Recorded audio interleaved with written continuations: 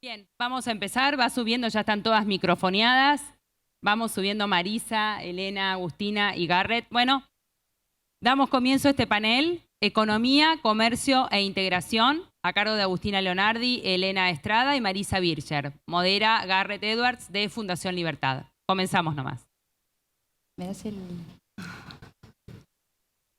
Ahí estamos. Gracias.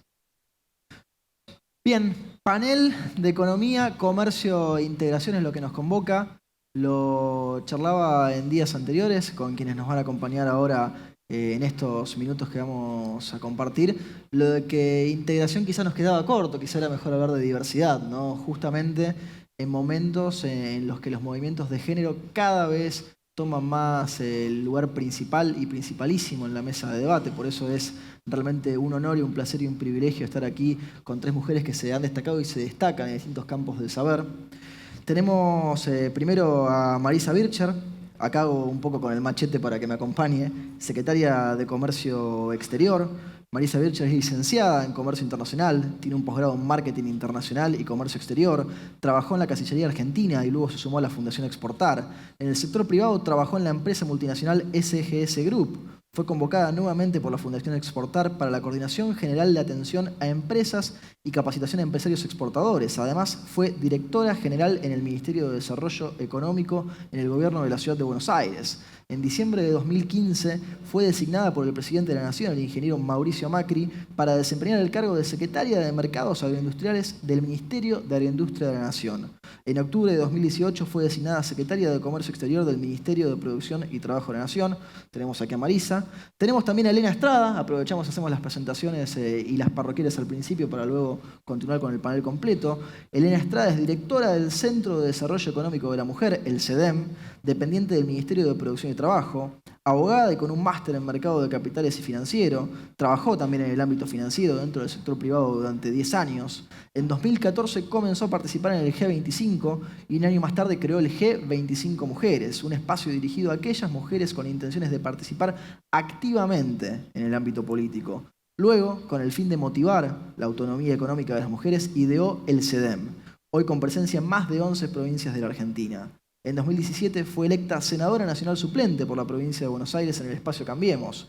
Elena integra varios programas de mentoreo y participa asiduamente como oradora y moderadora en encuentros de envergadura destinados a visibilizar el tema del empoderamiento económico de las mujeres. Tenemos también a Agustina Leonardi, de nuestra propia cepa de la Fundación Libertad.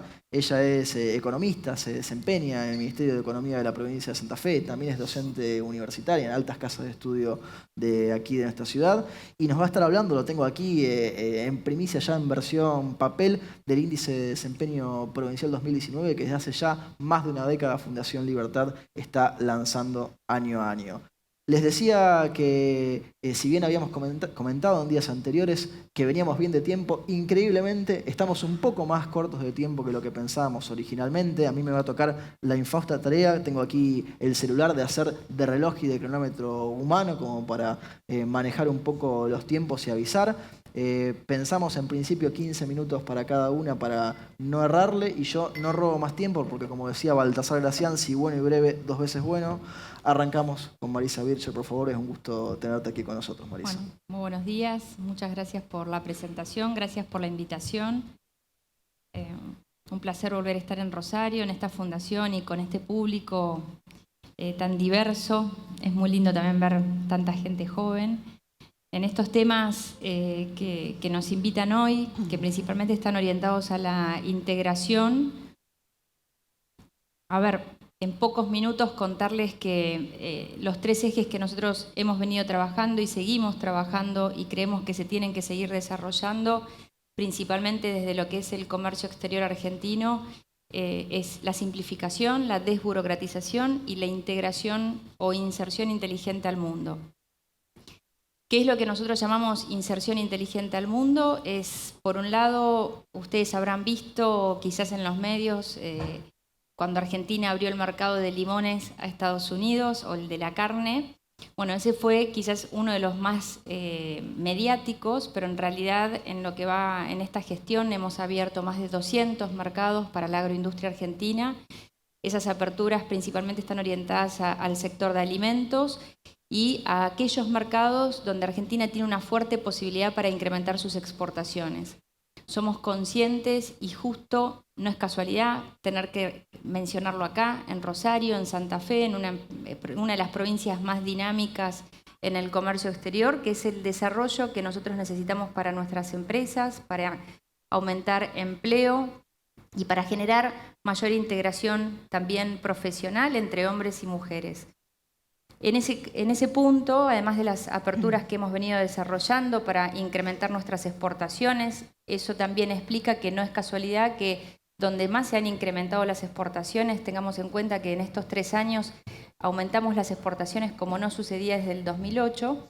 Si ustedes ven hacia qué mercados Argentina empezó a ir y a crecer, justamente empieza a aparecer el sudeste asiático y algunos países de África, porque es en esos mercados donde está creciendo la clase media, esa clase media que necesita alimentarse, que está dispuesta a pagar y a comprar alimentos de valor agregado, y ahí es donde aparece Argentina como uno de los principales oferentes.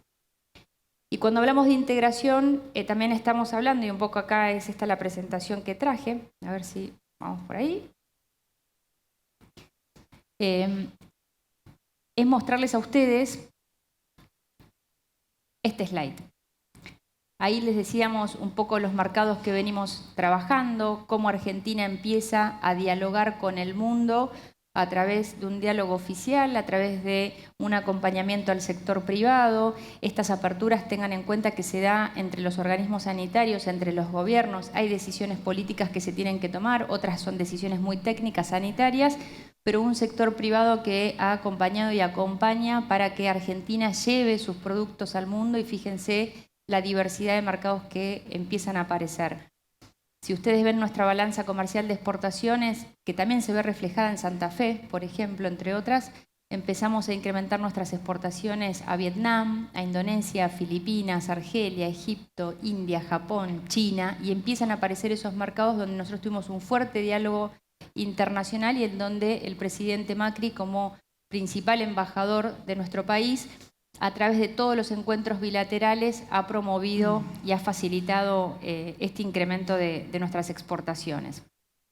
Pero también veníamos de un Mercosur aletargado, de un Mercosur mirando fronteras adentro, los 4 países, y creyendo de que ese era el mercado al que nosotros teníamos que abastecer. Claramente esa no es nuestra mirada y es la mirada que también hemos compartido con el sector privado. Posiblemente muchos de ustedes sean exportadores o trabajen en una empresa exportadora y entienden que justamente cuanto mayor integración, mayor apertura es donde surgen esas oportunidades, donde empezamos a tener un crecimiento por parte de nuestras exportaciones, ese empleo calificado que necesitamos y esa falta de dependencia del mercado interno. Necesitamos justamente tener esos clientes internacionales que atraviesen esas vicisitudes políticas, económicas que atraviesa la Argentina y tengamos un ancla fuera de nuestro país con clientes internacionales. ¿Cómo se logra eso? Es una tarea difícil, pero no fue imposible, porque hemos logrado en estos 3 años y medio, conjuntamente con nuestros socios del Mercosur, ampliar nuestros acuerdos de libre comercio, algo que también venía solicitando el sector privado. ¿Por qué tenemos que pagar aranceles altos cuando Chile paga 0, cuando México paga 0, cuando muchos países de la región llegamos a diferentes destinos y nosotros pagamos aranceles de importación y otros países no? Porque esos países tienen tratados de libre comercio y Argentina venía exenta de ese esquema de inserción. Una aclaración que por más que sea simple para algunos, para otros no. Argentina no puede negociar de manera bilateral. Argentina negocia los tratados de libre comercio únicamente a través del Mercosur.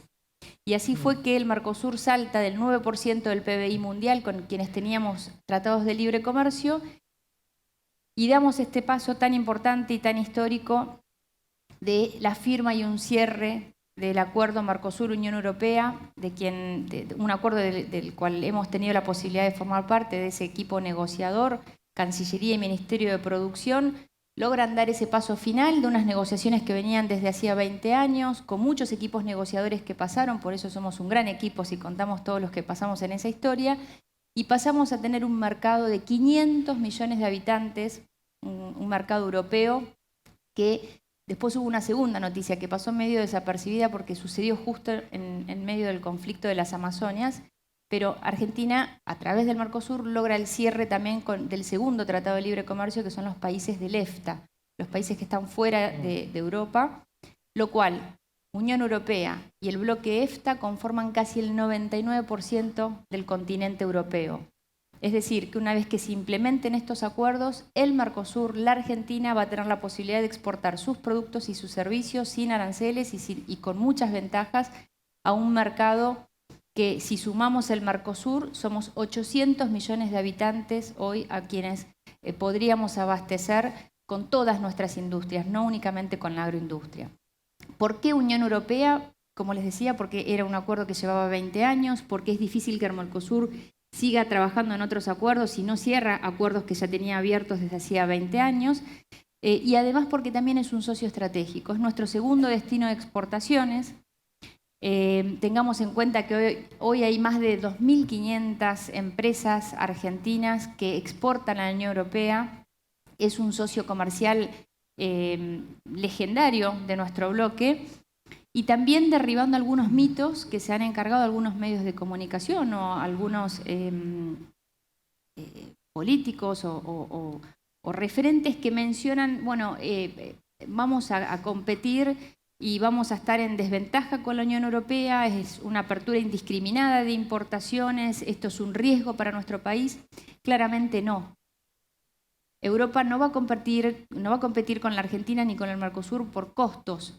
Lo que sí nos va a plantear, y esto es algo que lo tenemos que trabajar con tiempo, es el desafío de la calidad. Europa es un mercado exigente en materia de calidad.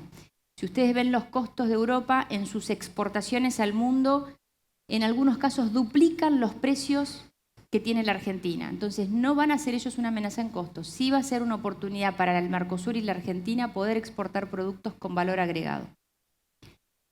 Otro mito que hay que derribar es la industria paga el agro en este acuerdo. En absoluto. Las negociaciones se hacen sector por sector y cuando nosotros negociamos el sector industrial fue con el sector industrial europeo y el agro con el sector agrícola europeo. Tengamos en cuenta que, no sé si ustedes han escuchado, pero en más de una ocasión o han leído que nosotros estamos fuera de las cadenas globales de valor. Argentina no forma parte de esas cadenas. Bueno, este es un acuerdo que claramente abre una oportunidad concreta. Para darles un ejemplo, el sector autopartista de Argentina, de Santa Fe, va a poder ingresar al sector automotriz alemán, de las marcas más importantes en el mundo, y así llegar a terceros mercados. Y así con cada una de las cadenas industriales que hemos visto, donde Argentina puede ser un oferente, tanto de productos como de servicios, de materias primas o de productos de valor agregado. Y una agroindustria que va a crecer, tengamos en cuenta que el 15%, de lo que nosotros le exportamos a... Quiero volver al anterior. Ahí está. El 15% de lo que nosotros le exportamos en materia de agroindustria a la Unión Europea, estamos hablando de alimentos con valor agregado, bebidas alcohólicas o alimentos que van directamente a góndola. Y acá hay un dato importante, o varios datos importantes, y voy a contrarreloj antes que me empiecen a pedir que redondee. Porque ya vamos cerca de 5. Ya vamos cerca de 5. Este es un acuerdo que claramente, cuando ustedes lo observen, de hecho está subido en la página de la Cancillería, está los textos completos. Este es un acuerdo que no solamente incluye la desgravación arancelaria, es decir, que bajen los aranceles. Los acuerdos de libre comercio tienen muchísimas otras disciplinas que le dan un marco de legitimidad, un marco institucional y un marco de previsibilidad para las exportaciones, porque estos son acuerdos que tienen que pasar por el Congreso, tienen que estar aprobados por los congresos. Esto significa que, por un lado, en el momento que pase por el Congreso argentino, es un acuerdo que beneficia a todas las provincias. Ese es el trabajo que, por ejemplo, llevó a cabo el Ministerio de Producción, que todas las economías regionales y todos los sectores industriales y todos los sectores de servicios estén incluidos en este acuerdo. Esa fue una tarea difícil, pero eso fue un objetivo que se logró. Todas las provincias incrementarían sus exportaciones con este acuerdo. Claramente hay provincias que van a tener un mayor volumen de exportación o crecimiento de exportaciones. Aparece Santa Fe nuevamente, o Mendoza, o Córdoba. ¿Por qué? Porque son las históricamente más exportadoras. Pero aún las que son menos exportadoras también incrementarían su valor de exportaciones. ¿Qué es lo importante? Que este acuerdo no vaya por el campo de la política y vaya por el campo comercial. Que este sea un acuerdo que se apruebe, y que sea un beneficio inmediato para todas las pymes. Tengan en cuenta que si los países miembros del Mercosur implementan este acuerdo y Argentina no, sería ahí una falta o mejor dicho, sería una desventaja para nosotros no hacerlo también en tiempo. Por eso es muy importante que esto pueda aprobarse en el Congreso, como también aprobarse en el Parlamento Europeo, y del cual estamos seguros que se va a aprobar porque mientras que nosotros negociamos en Bruselas se concentra la representación institucional de los 28 países. Es decir, nosotros negociamos con muchos de esos países que a veces ustedes ven en los medios que ponen en duda este acuerdo. Creemos que es como les decía, una oportunidad para el incremento de nuestras exportaciones y también para el incremento de nuestros servicios. Para que se den una idea, y con esto cierro algunos de los detalles importantes, nosotros al exportarle servicios bajo este acuerdo a la Unión Europea vamos a estar en las mismas condiciones de competitividad que un francés, que un alemán o que un italiano. Entonces vamos a tener una mayor oportunidad también de inserción para un sector que para nosotros también es muy importante y generador de empleos. Y otro punto también muy importante, la asimetría que hemos logrado dentro de este acuerdo, algo que Europa no lo permitió con ningún otro bloque y sí lo hemos podido lograr desde el Mercosur. Y es decir, que cuando se pongan en vigencia este acuerdo, Europa abrió el 100% de su comercio y el 70% de ese 100% caen todos los aranceles a cero desde el día 1 en que se implementa ese acuerdo. Mientras que el Mercosur pidió otras condiciones por su nivel de desarrollo y que al momento de implementarse el acuerdo, el Mercosur solamente va a estar desgravando el 15% de su comercio en arancel cero y después va a ir escalonándose en 4 años, 8 años, 10 años y dejamos el 40% de nuestro comercio en una canasta que llamamos 15 años. Es decir, que vamos a tener 15 años nosotros para adaptarnos y para lograr que esos productos de Europa lleguen a cero, mientras que nosotros vamos a tener el ingreso casi inmediato al mercado europeo. Esto es algo que lo hace también un acuerdo único, un acuerdo diferente al resto de los que ha firmado con la Unión Europea el resto del mundo. Y el último dato también que no quiero dejar de mencionar, estos acuerdos siempre vienen aparejados de inversiones, porque hay un capítulo de inversiones y si ustedes miran otros acuerdos que ha firmado la Unión Europea con el mundo, van a ver que han duplicado o triplicado su nivel de inversiones, porque les da un marco jurídico estable y ellos tienen la oportunidad de invertir, de instalarse en nuestro país, de generar más empleo, de asociarse con ustedes y exportar a terceros mercados o exportar a la propia Unión Europea. Un poco para ir redondeando, digo, esto va en marco o enmarca nuestra relación hacia el mundo, un presidente que eligió el camino de la integración, del diálogo internacional, no solamente el diálogo con el sector privado o el diálogo permanente con todas las cadenas, con más de 40 sectores en permanente contacto, sino también con todos los presidentes, con todos los mandatarios. Ustedes han visto que a veces atravesamos conflictos internacionales, comerciales, y Argentina, sin embargo, sigue manteniendo sus socios y su liderazgo también desde la región de Latinoamérica, entendiendo que el camino del crecimiento va de la mano del comercio exterior, va de la mano de los acuerdos internacionales, de un diálogo internacional. Tengamos en cuenta un ejemplo concreto que es España, luego de fuertes crisis que ha atravesado y su integración a la Unión Europea y su integración al mundo. Hoy España, con casi la misma cantidad de habitantes, tiene más de 160.000 empresas exportadoras. Argentina tiene algo así de 9.500.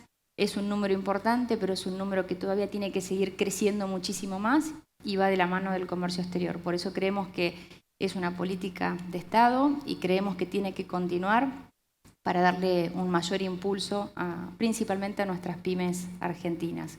Así que un poco era esta la reflexión rápidamente de todos los procesos que venimos trabajando en materia de comercio exterior. Marisa, primero un aplauso para Marisa Virgen. Muy rápido. Y segundo, con el cronómetro prácticamente en la cabeza, porque es perfecto, digo, ni que lo hubieses estado siguiendo y mirando. Alemana. De la integración pasamos a la diversidad con Elena Estrada, que Solamente para dejarlo picando antes de arrancar, ¿no? Porque me parece que muchas veces se habla en la actualidad de la discriminación inversa o de la discriminación positiva, y siendo que hombres y mujeres tenemos las mismas capacidades intelectuales, quizá la pregunta es, ¿por qué es tan importante que las mujeres estén en más lugares de decisión, en los directorios de las empresas? Y ya le dejamos la palabra a Elena Estrada. Bueno, muchas gracias, buen día y gracias por la invitación. Y es un tema que sí está en boga y agradezco la oportunidad de hablar en este foro sobre ello. ¿Por qué conviene que haya diversidad o más participación de mujeres en los órganos de toma de decisión de las empresas? En cortito, porque conviene. ¿Y por qué conviene? Voy a dar 3 razones. La primera es económica. Bloomberg desarrolló un Gender Equality Index, un índice de equidad de género, donde mide a distintas empresas que cotizan en bolsa sobre sus políticas de equidad de género. Y cuando se mira el valor de las acciones de esas empresas que tienen políticas de equidad de género internas y hacia sus cadenas de valor y hacia sus clientes versus el S&P, esas empresas valen más. Cada vez hay más pruebas empíricas que relacionan una mayor rentabilidad de aquellas empresas que tienen diversidad interna respecto a las otras. Estos estudios los hace McKinsey, Accenture, Mercer, ONU, OIT, el Peterson Institute. Los invito a navegar en las redes y buscarlos. Es más rentable tener mujeres en los cargos de decisión de las empresas. La segunda razón, además de la económica, es por una conveniencia táctica. El movimiento que estamos viendo de empoderamiento no solo económico, sino en la toma de decisiones de mujeres, no va a parar. Así como las empresas tuvieron que adecuarse y mirarse hacia adentro sobre el impacto ambiental que tenían, y lo empezaron a hacer algunas, las más pioneras, y el resto se tuvo que ir ajustando, lo mismo con esta temática. Entonces, hoy por hoy sabemos que este es un movimiento que vino para quedarse y cada vez va a ir tomando más fuerza. Entonces, como empresas, podemos decidir, estamos en los primeros vagones de ese tren y tomo la delantera y me anticipo y tengo más tiempo para reflexionar y para hacerlo de la manera que mejor me convenga, o lo tengo que hacer de los últimos porque estoy obligado. De hecho, ya hay varios fondos de inversión internacionales que ni siquiera toman la carpeta de una empresa que no tenga políticas de equidad de género internas. Y finalmente es por una razón estratégica. Estamos en plena 4ª revolución industrial y estas revoluciones industriales son cada vez más rápidas.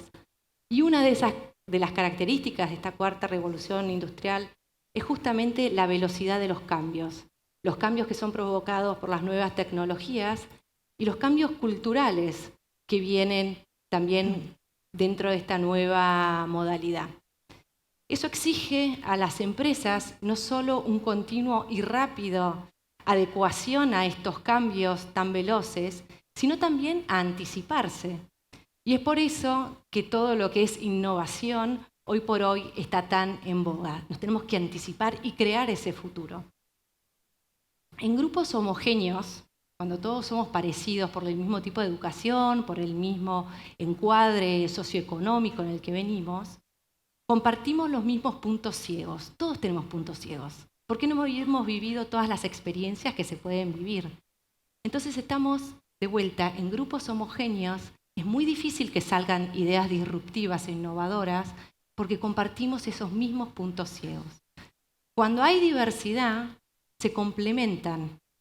Entonces a la mesa vienen más información y las decisiones que toma esa mesa es más inteligente porque finalmente cuenta con más información que proviene de esos puntos ciegos que están complementados. Pero este cambio, ¿por qué si tenemos toda esta evidencia nos sucede más rápido? ¿Por qué se retrasa? Porque exige algo muy importante, y este es un lugar indicado, exige mucho liderazgo, porque es un tema complejo en varias dimensiones. Es un tema complejo porque tiene muchas aristas, tiene muchos factores que no dependen de uno, sino que son estructurales, y tiene distintas capas de profundidad. Y otra razón importante es que no hay una receta predeterminada. No hay un manual de procedimiento perfecto ya realizado que si seguimos esos puntos del algoritmo vamos a tener el resultado querido. Es una realidad que necesitamos crearla. Y por eso es que necesita tanto de un liderazgo fuerte para llevarlo adelante, porque es algo que todavía no está del todo creado. Pero eso es lo que llama a los líderes y lo que los provoca, es tener una visión de algo que todavía no existe, entusiasmarse, entenderla y poder entusiasmar a los equipos para que también compartan con nosotros esa visión y llevarlos adelante. Un líder típico no se va a sentir tan contento siguiendo un manual de procedimientos o un camino hecho por otro, sino siendo pionero, avanzando sobre un terreno donde ya sabe que va a haber piedras en el camino y que no es sencillo, que va a haber conflicto de intereses, que se van a tocar sensibilidades que no van a ser siempre fáciles de resolver, que muchas veces hay que elegir entre el mal menor. Y sin embargo, porque tiene una visión, va hacia ahí, porque cree en esta visión. ¿Y cuál es el motor o la motivación que quisiera pasarles para elegir esta batalla? Porque como líderes no se pueden elegir todas las batallas. ¿Por qué esta vale la pena? Y estamos en la Fundación Libertad, que cree en las libertades individuales. Y los principios éticos que sostienen los principios de la libertad individual son los mismos principios éticos que sostienen el movimiento de una igualdad de género. Porque se trata exactamente de nivelar la cancha para que todas las personas, hombres y mujeres, puedan desarrollar todo su potencial humano, puedan llegar a ser quienes sean, tengan mayor grado de autonomía y libertad. Desde el CEDEM que dirijo, que es el Centro de Desarrollo Económico de la Mujer, que depende del Ministerio de Producción, somos servidores públicos, estamos abiertos, tenemos muchísimo material de investigación de Argentina, regional, internacional, buenas prácticas, socios estratégicos a los que se puede convocar y asociarse. Así que los llamo a que tomen esta temática. Las razones para hacerlos son económicas, tácticas, estratégicas. Se necesita del liderazgo que hay hoy acá en la audiencia y cuentan con el apoyo del sector público de nuestras oficinas. Así que todos los que estén interesados los llamo a sumarse. Gracias. Elena Estrada, muchas gracias.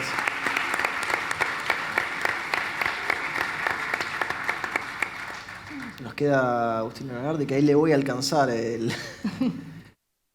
cosito este. Sí, estamos. ¿Con cuál pasar? Al revés, creo. Y ahí estamos con la tercera presentación de este panel y aparece el IDP y la dejamos ya a Agustina con la palabra. Muy buenos días a todos. En nombre de Fundación Libertad, muchas gracias por acompañarnos en este 15º Congreso de Economía Provincial. Justamente desde el año 2005, en coincidencia con el primer Congreso, comenzamos a realizar en Fundación el Índice de Desempeño Provincial. Al revés. Acá. ¿Cómo? Listo. Ahí estamos. Bueno, ¿qué es este índice? Muchos de ustedes quizás lo escucharon ya porque lo hemos presentado en otras oportunidades. Lo que medimos acá es el desempeño de las provincias argentinas en función de su libertad económica. Esto es, entendiendo la libertad económica como la menor interferencia o injerencia del Estado a través de múltiples razones, digamos, con más gasto, con más impuestos. Lo hacemos a través de la metodología del Fraser Institute. El Fraser Institute mide la libertad económica para países, que ustedes quizás lo hayan escuchado. También mide la libertad económica en estados de Estados Unidos y en Canadá, porque es una institución canadiense. Nosotros tomamos esa metodología como referencia, como punto de partida, la adaptamos en función de la disponibilidad de datos que tenemos acá en la Argentina y construimos este índice a través de 3 áreas. Las tres áreas son el área A, tamaño del sector público. Acá lo que medimos es cuánto gasta cada provincia en relación a su producto, en relación a su PBG, Producto Bruto Geográfico.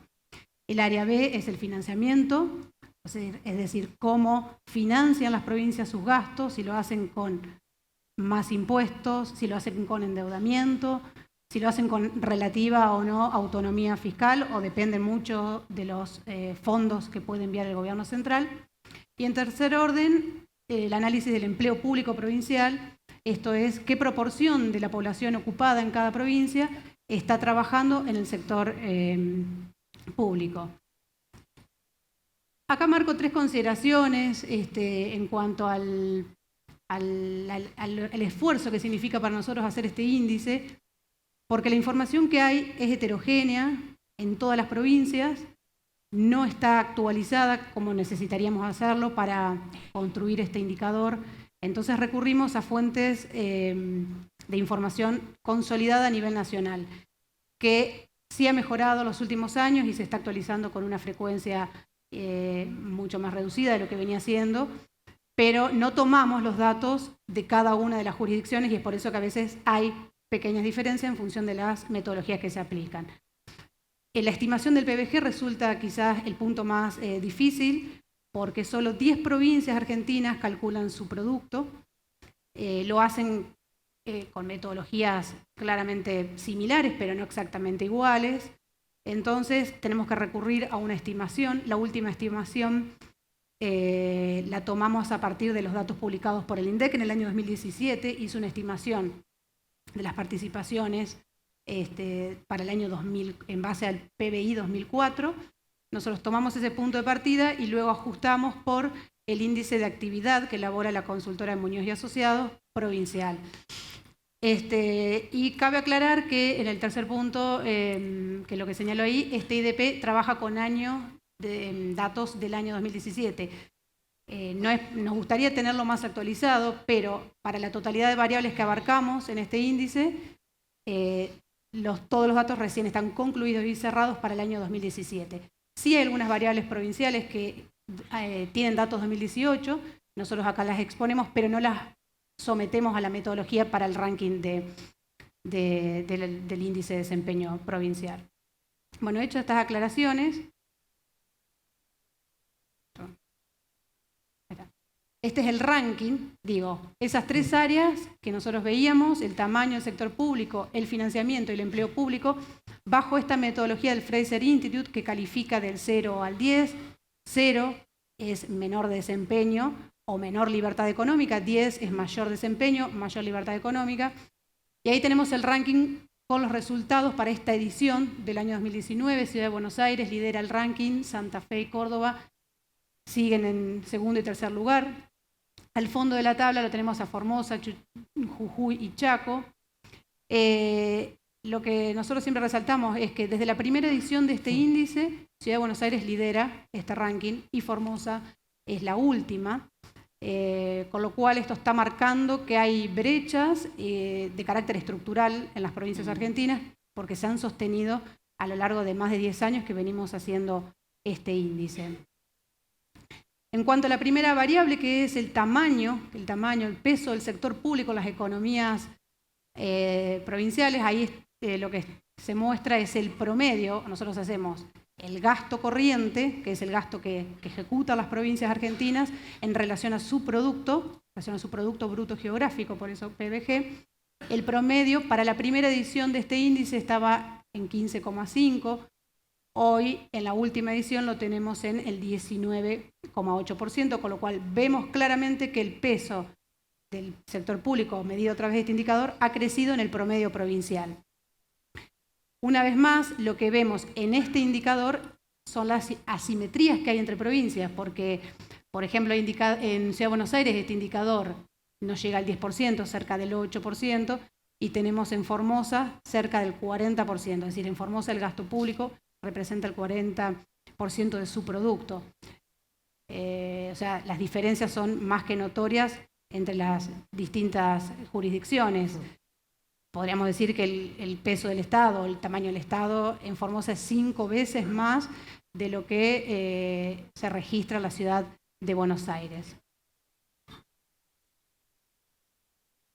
El otro indicador, el segundo indicador del área que analiza el financiamiento, es la recaudación sobre los ingresos corrientes. Acá lo que estamos midiendo es el grado de autonomía de una provincia. O sea, cuántos de sus ingresos corrientes son de recaudación propia y cuántos provienen de los recursos enviados por el gobierno central. Si bien tenemos una mejora en el promedio provincial de casi 21% a un poco más del 24% en la última edición de este índice, o sea, hay una mejora, es decir, aumenta este indicador en cuanto a la participación de la recaudación entre los ingresos, es muy baja, porque eso está significando que prácticamente de los ingresos corrientes, en promedio la cuarta parte proviene de recursos propios. Y esto tiene que ver, debería ir a un ascenso este indicador, porque generaría más autonomía para las provincias, para que tengan no solo gasten, sino que también tengan el costo de recaudar, ¿no es cierto? Y no solo depender de los fondos que manda Nación, ya sea por coparticipación, siguiendo la ley de coparticipación, o por transferencias no automáticas, que también las vamos a mostrar acá. En otro orden vemos, bueno, ahí está el porcentaje de las asimetrías, que ese promedio da 24,3 para el conjunto de provincias.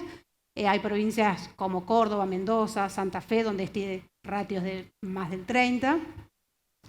Y hay otras provincias como Formosa, La Rioja, Catamarca, que no llega al 10%, o es apenas el 10%, la recaudación propia en términos de su ingreso corriente. En todos los indicadores lo que vamos a ver es, más allá del promedio, del dato promedio, vemos una importante asimetría entre las provincias y que se mantiene a lo largo de todos los índices. Otro indicador es el nivel de deuda. ¿Qué deuda tienen las provincias? Acá vemos un pronunciado proceso de desendeudamiento que se vino dando desde el año 2003, que es la primera edición de nuestro IDP, por cerca del 33%, hasta llegar a valores actuales del 7,4%. En esta variable sí hay una mejora, es una de las pocas que se nota que las provincias se han endeudado en menor proporción, pero en los últimos 2 años hay un aumento de este indicador del orden del 57%, en consonancia con lo que pasó en Nación, de salir a los mercados internacionales. Las provincias también lo han hecho y han salido en los últimos 2 años a emitir deuda a los mercados internacionales, y este indicador lo está reflejando con un aumento en los últimos años de la serie. Por supuesto que hay provincias como La Pampa, Santa Fe, nuestra provincia, que tienen muy poca deuda en relación a su producto. Hay provincias como Chubut, por ejemplo, que sabemos que está atravesando varias dificultades, donde en términos del producto representa el 11%, La Rioja, Jujuy, son otras 2 provincias que tienen un nivel de deuda muy alto en relación a su producto. También podemos ver el nivel de deuda en relación al ingreso total, cuán comprometidos están sus ingresos en relación a su stock de deuda, y acá otra vez vemos a Chubut, donde el 84% de su el stock de deuda representa el 84% de sus ingresos totales, ¿sí? Son provincias que están muy endeudadas, y en otras prácticamente el endeudamiento es exiguo. Bueno, la presión fiscal está medida a través de una proxy, que es la recaudación en términos del producto. Este indicador también está en su punto más alto. Desde que elaboramos el índice, las provincias estaban en un promedio de 3% de la recaudación sobre el producto. Hoy están arriba del 4%, es decir, esto es un crecimiento en este ratio del 46%. O sea, tenemos un crecimiento de la carga impositiva para los agentes económicos en el promedio provincial. Por supuesto, y una vez más, no es igual para todas las provincias. Hay provincias que tienen una presión fiscal relativamente baja, como Catamarca o La Rioja, y Misiones, Tucumán, Buenos Aires o Ciudad de Buenos Aires son provincias que tienen una carga impositiva mucho más alta, en el orden, ustedes lo pueden ver ahí, de 6-7 puntos del producto. ¿Qué pasa con el resultado fiscal? El resultado fiscal es el desequilibrio de las provincias en sus cuentas públicas. Pasamos de la primera serie, los primeros años de la serie, donde teníamos bonanza económica y que las provincias pudieron registrar excedente fiscal. En los últimos años ya entraron en desequilibrio y el promedio del resultado financiero negativo en relación al producto para las 24 provincias está en el orden del 1,1%. Probablemente en este indicador, en el año próximo, donde contemplemos los datos del ejercicio 2018 concluido, estemos viendo una mejora importante porque sabemos que las provincias en el ejercicio del año pasado han pasado a tener menor desequilibrio financiero y superávit primario. Todavía esto acá no lo podemos reflejar porque este es uno de los datos que sí está más adelantado, pero no así el resto de las variables. Lo que mostramos ahí es pasar de un excedente a un desequilibrio de las cuentas públicas. Ahí está, hay provincias que están mucho más comprometidas, como Jujuy, La Rioja y Chaco. Fíjense que siempre hay 3 o 4 que son las últimas del ranking, que son las que siempre estoy mostrando que están al fondo de la tabla en cada una de las variables que nosotros mensuramos. Y Santa Fe, Córdoba, Ciudad de Buenos Aires siempre se encuentran liderando el resultado, las distintas variables. En este caso San Juan, Santiago del Estero son provincias que presentan superávit fiscal. Solo 6 provincias en el año 2017 registraron superávit fiscal, el resto tuvo resultado negativo. Y la tercera variable de este índice es el empleo público. El empleo público provincial es muy importante. Tengan en cuenta que del total de los empleados públicos que hay en el país, el 66-67% corresponde a los del nivel provincial. Por eso es importante tomar esta variable. Y vemos cómo fue creciendo de un 14 a un 17% el promedio para el conjunto de provincias de la proporción de empleados públicos dentro de la población ocupada. Tenemos un crecimiento de punta a punta del 63% de los empleados públicos para el mismo lapso de la población, que es un indicador que se toma como referencia para ver cuánto podría estar permitido que aumente el empleo público, aumentó un 16%. No todas las provincias, por supuesto, una vez más, están en igualdad de condiciones. Córdoba, Santa Fe son las provincias con menor proporción de empleados públicos en su población ocupada. Tierra del Fuego, La Rioja y Santa Cruz, con valores cercanos al 30%, son las provincias donde mayor peso tiene el empleo público. Y fíjense en este cuadro cómo creció el empleo público en esas provincias entre 2003, primer año de datos de nuestro IDP, y en relación al último, al IDP que estamos presentando ahora, con datos 2017, hay provincias que aumentaron más del 100% la cantidad de empleados públicos. Tierra del Fuego, Chaco, están a la cabeza de este ranking. Formosa es una de las que menos lo ha incrementado.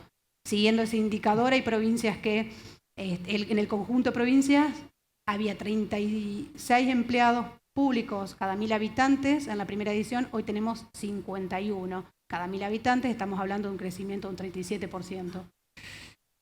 Hay algunos indicadores complementarios, esos que les mostré rápidamente son los que los sometemos a la metodología del Fraser, los ordenamos y obtenemos el ranking de desempeño provincial, que en algún punto está conformado por variables fiscales, ¿sí? Entonces vemos cómo juega el empleo, el endeudamiento y la presión fiscal en cada uno de esos y obteníamos el ranking que mostraba inicialmente.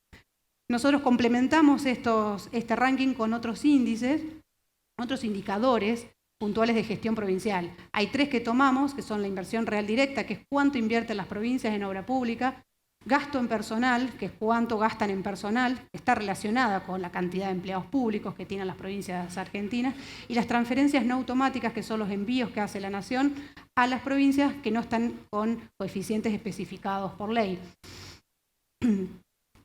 La IRD, que es la inversión real directa, la partida presupuestaria, representa en promedio solo el 10% de los presupuestos provinciales. Es decir, no es mucho lo que las provincias están destinando en promedio a la obra pública. Hay provincias que tienen cerca del 24, 25, que estamos hablando del caso de Santiago del Estero, San Juan, y provincias donde llega al 3-4% como Santa Cruz o Buenos Aires. Y este dato contrasta con el siguiente: ¿cuánto destinan las provincias a gasto en personal? Y es la mitad de los presupuestos provinciales se destina al gasto en personal. Hay provincias como Chubut, Río Negro, que tienen porcentajes más altos, cerca del 60, 61, 50 y pico por ciento. Hay provincias donde este indicador oscila el 30%. ¿Sí? O sea, el promedio es la mitad, hay provincias que están mejor posicionadas que otras. Con respecto a las transferencias no automáticas, este dato es 2017, donde son los traspasos que hace Nación de carácter discrecional a las provincias por fuera de la coparticipación. Jujuy y Misiones han sido las provincias que más han recibido en proporción a sus ingresos totales en el año 2017. Y ahí tenemos los datos, las provincias menos favorecidas: San Luis, Ciudad de Buenos Aires y Buenos Aires. Es dentro de todo un porcentaje pequeño, porque la mayor parte de los recursos que reciben las provincias sabemos que vienen de las transferencias automáticas, que son las de coparticipación.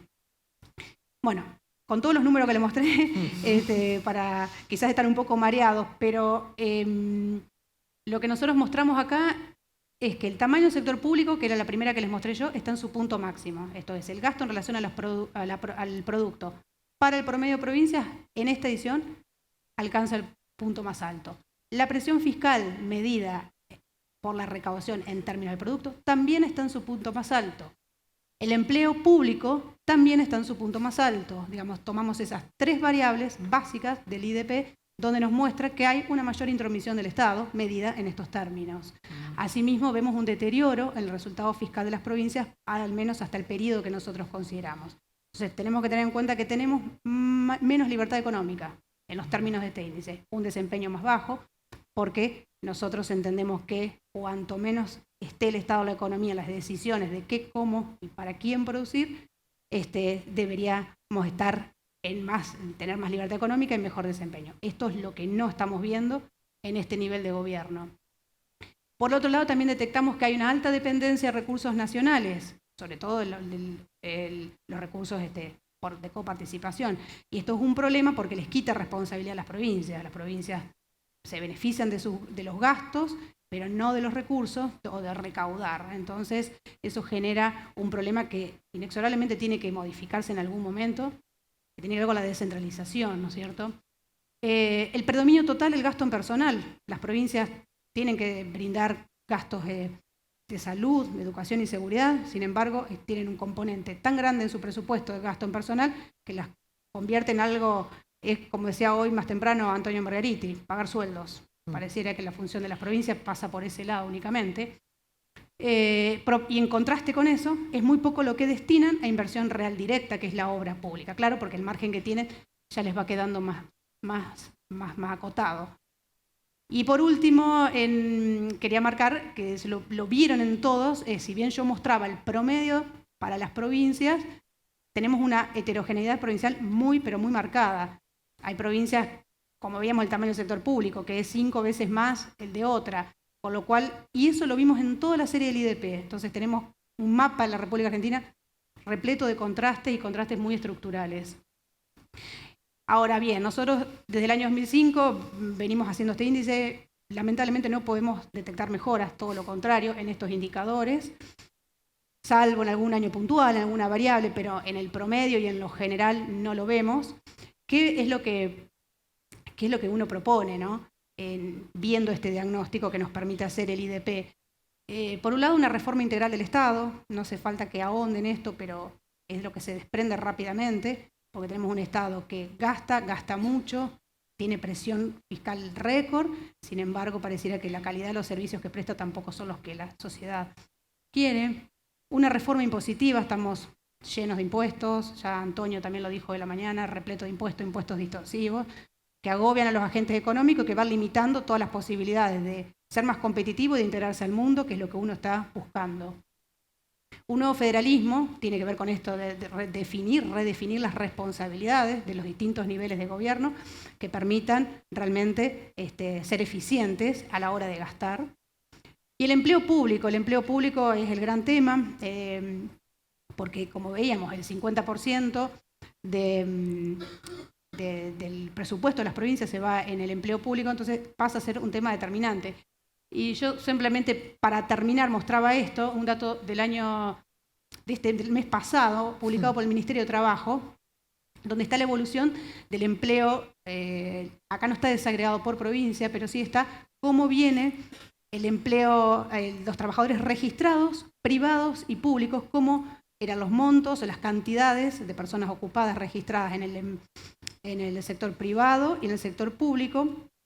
Julio 2019 versus julio 2018, este dato fue publicado hace 3 días por el Ministerio de Trabajo, y donde ahí yo marco en el círculo, el único que todavía no ajusta es el sector público. Digo, en un contexto donde la crisis sabemos que existe, donde hay caída de empleo, la caída del empleo, fíjense, ahí está la caída de empleo en el sector privado, la vemos en el orden del 2,1%, se perdieron más de 130.000 puestos de trabajo, sin embargo el sector público siguió generando empleo. Entonces acá es donde, si bien no lo tenemos desagregado ni por nivel de gobierno ni por provincias, sabemos que estos datos nos están marcando hacia dónde hay que tomar las políticas públicas, ¿no? Entonces, creo que ese es el punto fundamental, y 3 cuestiones básicas que se necesitan para esto. El primer punto es la decisión política de hacerlo, porque es sencillo decir que hay que bajar el gasto. Está bien, primero hay que estar convencido. Después hay que entender qué gastos uno quiere reducir, o quiere bajar, o quiere controlar, cómo hacerlo, y ahí es el cómo hacerlo, hay que ir a procesos de carácter microeconómico, donde hay que analizar realmente en qué se gasta, cómo se gasta y cómo se controla. Yo creo que esto está en sintonía con lo que hoy planteaba Antonio Margariti, donde pareciera que no hay ningún tipo de control en lo que se gasta, y es tomar los puntos en detalle para poder ir conteniéndolos, y donde el empleo público toma un predominio total en esta temática, y simplemente insistir en esto, pero insistir en esto con muestras de los países más libres. Los países más libres son los países que tienen mayor PIB per cápita y menos nivel de pobreza. Esta semana, hace 15 días, el Fraser Institute publicó el índice de libertad económica para los países, y ahí se puede comprobar que el ingreso per cápita de los países más libres 8 veces el PBI per cápita para los países más abajo, menos libres, los que están ubicados en las peores posiciones del ranking. Eso pasa en los 2 índices, se ve en el índice de Fraser de libertad económica, en el de Heritage. Entonces vale la pena seguir insistiendo en esto, porque hacia ahí es donde uno debe dirigirse. Argentina en ambos índices está en puestos muy bajos, en este último está en el puesto 146 sobre 162 economías, con lo cual el desafío trasciende, por supuesto, a las provincias y es también de carácter nacional. Simplemente mostramos este índice como un diagnóstico y las líneas de acción hacia dónde deben dirigirse. Eso es todo. Muchas gracias. Muchas gracias.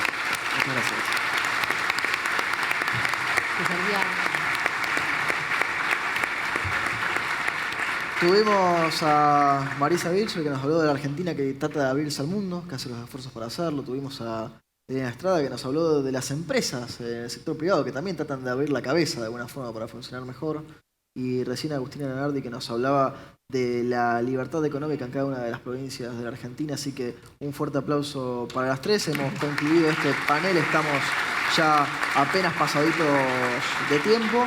Los dejamos con la continuidad de este Congreso de Economía Provincial de Fundación Libertad. Y gracias a las panelistas por su presencia y a todos ustedes también por el acompañamiento. Gracias.